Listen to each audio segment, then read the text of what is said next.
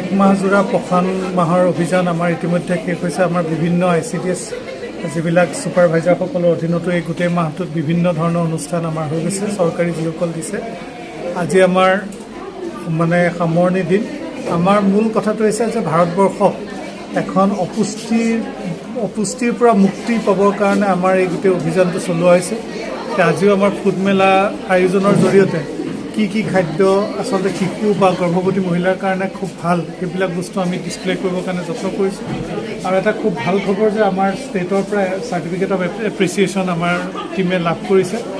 আৰু প্ৰশান মাহটো খুব সুন্দৰভাৱে আমাৰ আজি সমাপ্ত হৈছে। প্ৰশান মাহ গোটেই সমগ্ৰ আমাৰ দেশৰ লগতে আমাৰ চিৰাং জিলাতো আমি অনুষ্ঠিত কৰিছিলোঁ।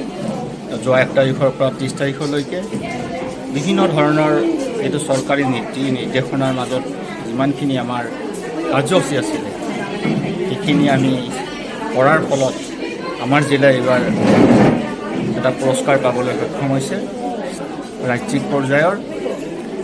আৰু এই প্ৰশান মাহৰ গোটেই মাহজোৰা কাৰ্যসূচীৰ অন্তত আজি আমি জিলা প্ৰশাসনৰ সহযোগত ইয়াত প্ৰশান মাহৰ সামৰণি অনুষ্ঠান অনুষ্ঠিত কৰিলোঁ।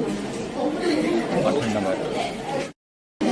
সামৰণি অনুষ্ঠানত প্ৰশানৰ আমি 4গৰাকী বৰমানী মৰমৰ শিক্ষক আৰু 2গৰাকী প্ৰথমবাৰৰ বাবে গৰ্ভৱতী হোৱা আমাৰ উপভোক্তা মহিলা 2গৰাকী মিলি আমি 6জনকে আমি 6টা পৰিপুষ্টি আহাৰৰ টোপোলা আমি প্ৰদান কৰিছোঁ। আৰু ইয়াৰ লগে লগে আমাৰ ষ্টেট পৰ্যায়ৰ দুজনী অংগনবাদী কৰ্মী 2টা প্ৰজেক্টৰ পৰা আমাৰ যি ছেম চিলড্ৰেন NRCত ভৰ্তি কৰোৱাৰ এটা প্ৰতিযোগিতা আছিলে আৰু এটা ষ্টেট লেভেলৰ এটা আছিলে, আৰু সেইটো আমি 2টা প্ৰজেক্টে পাবলৈ সক্ষম হৈছোঁ আৰু আজি ইয়াত প্ৰদান কৰা হৈছে। ইয়াৰ উপৰিও আমাৰ 2টা প্ৰজেক্টৰ যিটো আমাৰ ছেক্টৰ লেভেলত বিভিন্ন ধৰণৰ ৰেচিপি কম্পিটিশ্যন হৈছিলে, এই কম্পিটিশ্যনত যিবিলাক ছেক্টৰে পুৰস্কৃত হৈছিলে আনুষ্ঠানিকভাৱে আজি আমাৰ জিলা প্ৰশাসনৰ বিষয়াসকলৰ হাতেৰে অৰ্পণ কৰা হ'ল।